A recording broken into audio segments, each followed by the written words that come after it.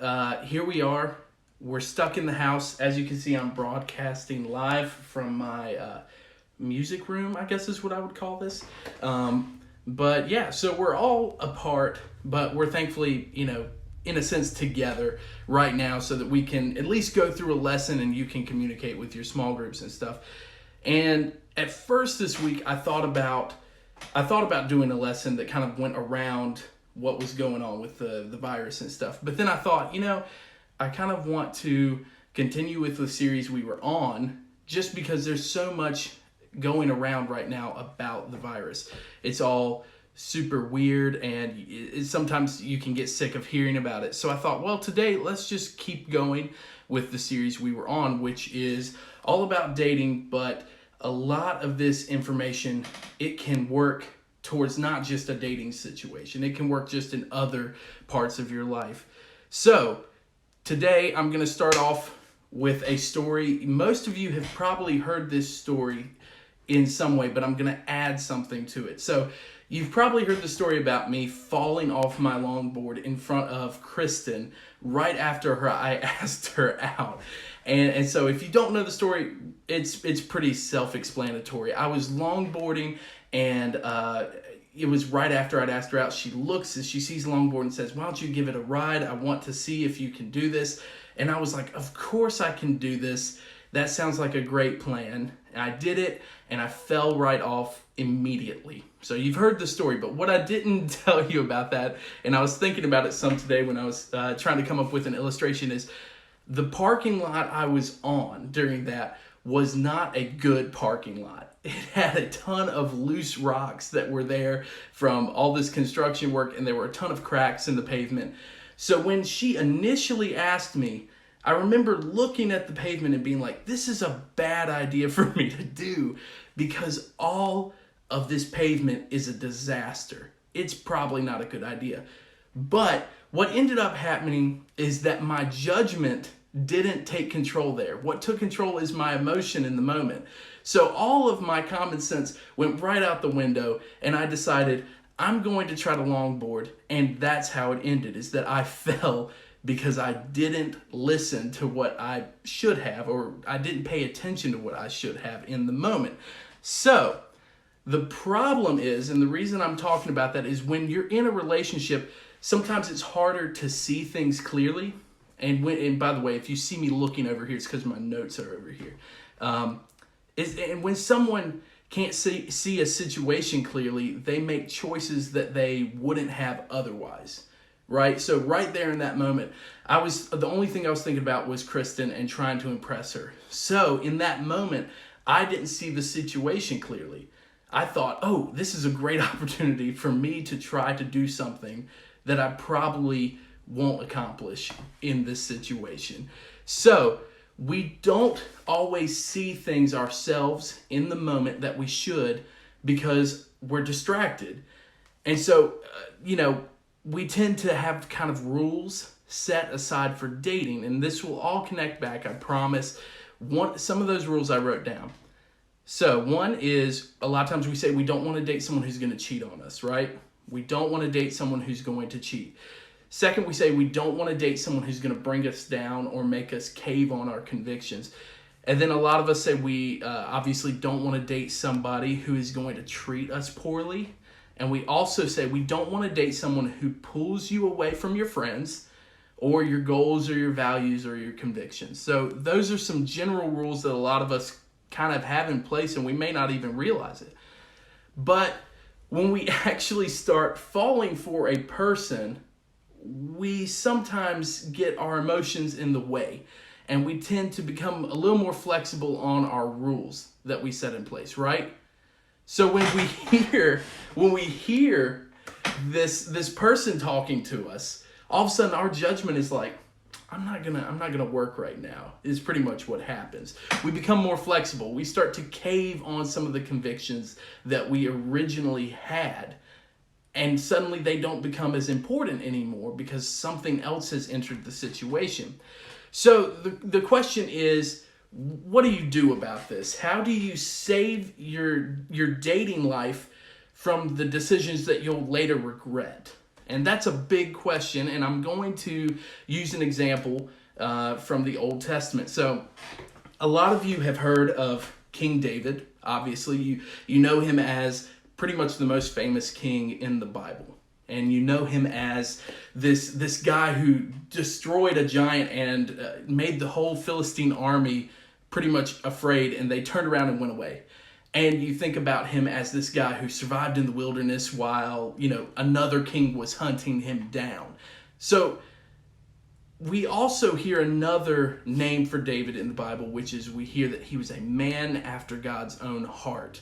And that's not something you hear in the rest of the Bible about many people.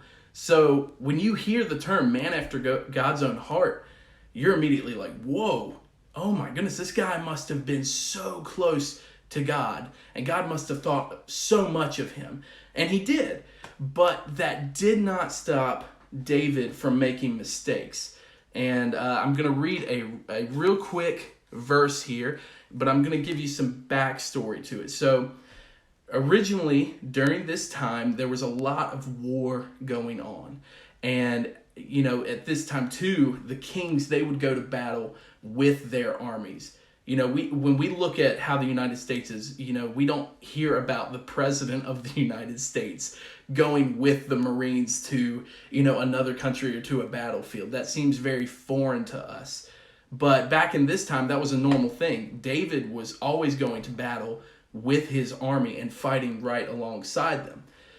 But let's take a look at what David did this time. So right now we're looking at 2 Samuel 11:1. It says, in the spring of the year, when kings normally go out to war, David sent Joab and the Israelite army to fight the Ammonites. So while his army was at war, right here, David did not go. He was normally supposed to, but he instead stayed home and neglected his responsibility as king.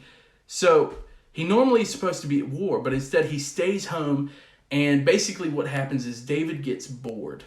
I don't know about you, but when I am bored and at home, I tend to wander around the house, just kind of like looking at random things going on. I look out the window, I look and see what's happening outside for no reason, really. I'm sure many of you do that. And that's exactly what David started doing. He got bored, he started walking around his home, and he ends up on the rooftop. So while the army was gone, David was home and bored. And one afternoon, he notices this beautiful woman from the rooftop named Bathsheba. I'm sure a lot of you have heard this story. And so David looks from his rooftop and he sees this woman, and she's actually bathing. And so David was in a situation he shouldn't have been in, and he was looking at something that he shouldn't have been looking at. And immediately his judgment leaves him. And he decides to send some servants out to see who she is. He's like, who is this person? And so the servants go, they find her, and they return to him. And this is what they say. They say, she is Bathsheba, the daughter of Eliam and the wife of Uriah the Hittite. I know those aren't normal names that we have now. But basically, what they told him is they said, this is who her father is, and this is who she is married to. Now, here is where this ties into my longboard story a little bit. When I decided to take the longboard out, I looked at the pavement and I knew what I was in for. And I knew that it wasn't a good decision, but my judgment and what I wanted took control. All right? So right here, David wasn't interested in logic, and his judgment was clouded by all of these emotions he had going on. He saw this beautiful woman, and all he knew is that he wanted to be with her. So David sends someone to go get Bathsheba. All right? And we can imagine, David made a few assumptions, and I wrote some down. He probably thought, I'm the exception to the rule, right? I'm the king. I'm over this entire kingdom. Nothing bad should happen to me. He probably thought what he wanted wasn't that bad, right? He started making excuses. Well, her husband is gone, and I'm by myself here, and this is not that bad for me to do, right? He made a bunch of assumptions and a bunch of excuses. And then he thought, maybe I can manage the consequences. Maybe they won't be that bad. I can still get what I want and still deal with the consequences so my, conscience won't feel that bad. Well, David ends up getting with Bathsheba. And soon after, she ends up finding out that she's expecting David's child, which you can imagine sends King David into a full panic, because now he's having to deal with a huge consequence of a poor decision out of emotion. And so David panics, and he decides to call Uriah, her husband. And he calls him from the battlefield, and he's like, hey, you know what? I'm going to give you some time at home with your wife. How does that sound? Now, to any soldier, when they're gone, they want to be home. And especially during this time, these were some violent battles going on. So getting an order to return home and not have to deal with that was probably a relief to Uriah. So he ends up coming home, and what David's plan was, well, if, Uriah is home, he's going to be with his wife. And when Bathsheba ends up having the child, everyone will think that it's Uriah's child. So right away, David thought, okay, I can fix my consequences and make them not as bad as what it could have been. So it started that way, and then he realized it wasn't working. So David becomes even more desperate. When we try to take a consequence away by being deceitful, sometimes we end up a lot of times we end up in a worse situation than we ever wanted to be in. So David is super desperate to hide what he has done. So he calls Uriah again, and he orders him to go back into battle. But the difference here is that David sends the order to put Uriah right on the front lines, which was a complete execution plan.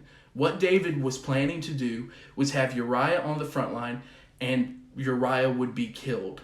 Now, that is actually what happened. If you're not familiar with the story, Uriah went to battle, and he never got to come back home because David made sure that he was in the most dangerous situation he possibly could. All right? So, sometimes we're in the middle of a situation and we lose perspective. We can convince ourselves that, we're the exception, that we can do whatever we need to do to get out of a situation. And in reality, when we believe that we're the exception to the usual consequences, we're really in denial. So throughout David's ordeal, he was asking himself the wrong question. What David was asking himself was, can I get away with it? Is it that bad for me to do this? And he was asking himself pretty much anything he could to get out of the situation and to hide it. All right? So over and over again, he was asking what he could get away with and how he could avoid the consequences. So when we believe we're the exception to the rule, we can pretty much justify anything that we want to, right? When we think, okay, I want to get out of this situation and I don't want to have to deal with the consequences, we can justify some messed up stuff in our own mind. We can justify lying to people. We can justify sacrificing friendships. We're like, you know what? They weren't that great of a friend anyway. I'm willing to sacrifice them to get myself out of the consequences. So we're deceiving ourselves when we try to do that, and we'll justify anything. And we can tell ourselves that, things are okay when they really aren't. But what we forget is that we actually owe it to ourselves to be honest with ourselves. All right? We owe it to ourselves to be honest to ourselves. We're not doing ourselves any favors by being deceitful and trying to convince ourselves of something that we know inside is wrong, that God has convicted us of. So, when it comes to dating, this idea can help you ask the right questions. So, is there an area where you're being honest with yourself? Or where you're not being honest with yourself? I want you to think about that a little bit tonight. So, you might be wondering, why has Jonathan left this story of David and Bathsheba? Why has he ended it with Uriah dying and David not having any consequences? I'm getting to that right now. So, David really didn't have many consequences right out of the gate. But what ended up happening is there was a prophet named Nathan, and Nathan comes to David and he confronts him face to face and tells him pretty much, you're a murderer who has stolen a man's wife. Now, can you imagine in this moment what David was thinking? You know, his mind was blown that this man walked through and completely told him everything he had done in this situation. David thought he had gotten away with it. He had killed a man to make sure that he did, but he still didn't get away from the consequences because God laid it on Nathan's heart to confront him about this. So we all need a person like Nathan, because what happened was after David was confronted by it, Nathan told him, you need to go and you need to repent immediately. And that's exactly what David did. David was convicted and he ended up just asking God to bring forgiveness to him and to forgive him. And we all need someone who is like Nathan in our lives, especially to hold us accountable when it comes to dating or relationships. We need someone who's going to come to us and kind of tell us the difficult things and confront us on the stuff that we don't really want to hear and to hold us accountable to it. So we need to make sure that we look for that person in our lives. And this week I'm going to kind of encourage you. I know it's shorter, but that's because it's a weird medium trying to talk over a camera to everybody here. So I tried to make it as condensed as possible. But here are some things that I would encourage you to do. Find your Nathan this week. Find your person that you can go to and that you can say, hey, I want you to hold me accountable to this, all right? Find them. Ask them to help you see areas where you are not being honest with yourself or you're not facing the truth in life.